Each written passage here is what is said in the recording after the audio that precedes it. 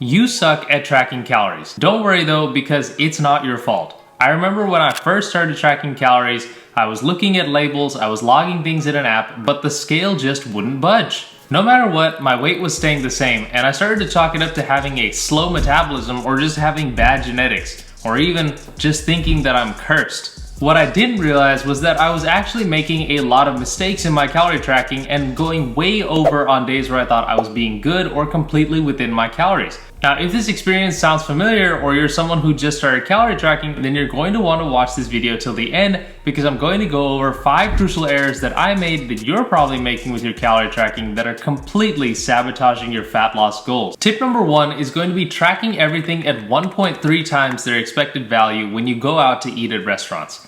You know, we've all done those if it fits your macros days, and we go to Chipotle or we go to our favorite restaurant and we're super happy that they've put all the calories right next to their dishes so we can know exactly how many calories are in it, right? So it's easy to stay on our diet and get to think, yes, I get to have this wonderful quesadilla and still be in my 2,000 calorie deficit. But the unfortunate reality is that when you order out at restaurants, you're probably not getting the amount of calories that you expected. They're probably using a lot of unexpected oils, fats, ingredients, maybe even some sauces that are adding to the tally and completely messing up your calorie deficit. And no one's knocking down the door of Chipotle telling them they need to standardize every single portion size so that you get the right amount of calories. And so what I recommend doing as a rule of thumb is to log everything when you go outside to eat in your calorie tracking app of choice at 1.3 times whatever the suggested value is. So if your burrito at Chipotle shows as 500 calories on MyFitnessPal, what I would say is multiply that by 1.3 to get roughly 650 calories, and that should be the amount that you log in your app. Now, this isn't going to be a perfect system, but it's going to account for a lot of the variation that you're going to get when you go out to restaurants, and it's going to keep you much more on track with your calories. Similar to overestimating at restaurants, tip number 2 is actually going to be to overestimate what's on your food labels. Food labels are legally allowed to be off by up to 20%. Now, you could be an optimist and think that maybe that's 20% lower, but in reality, it's more than likely 20% above whatever's listed on the food labels. I remember when I first started tracking calories, I was kind of just eyeballing the labels on things like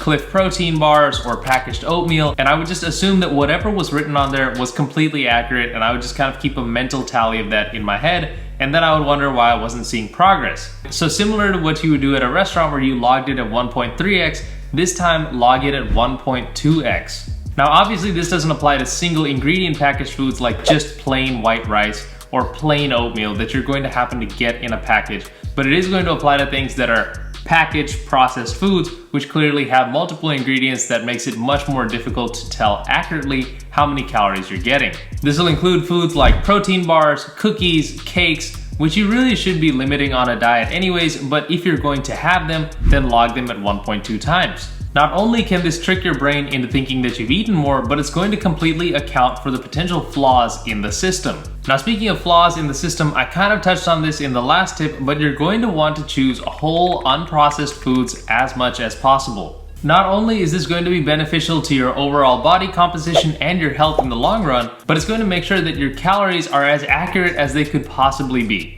Because you're going to get a lot closer to knowing how many calories are in a potato than you are to knowing exactly how many calories are in your handful of Lay's potato chips. Because maybe they used some extra oil in that particular bag, maybe they gave you a larger serving size than what was listed on the bag, or maybe it's just off by that 20% that we discussed earlier. So the best thing that you can do is choose ingredients that are close to the earth. This is going to be lean meats, veggies, tubers. I think some grains are totally fine as long as they're as close to whole foods as you can get. So this will be things like rice and oatmeal, barley, anything that's pretty close to the earth or things that you would generally think of as healthy foods. This is something that's definitely going to become more important the leaner that you get, because the leaner that you get, the more every calorie matters. And at that point, your tracking needs to be completely on point. So if you're someone who's shredding down to like 8-7% body fat, this is where you're going to really want to prioritize the whole foods just so that you can completely take any element of error out of your tracking. But that being said, even if you are someone who's just getting started on their weight loss journey, I think this is a great habit to start getting into because it's going to give you a better overall result and it's going to make your weight loss go a lot smoother.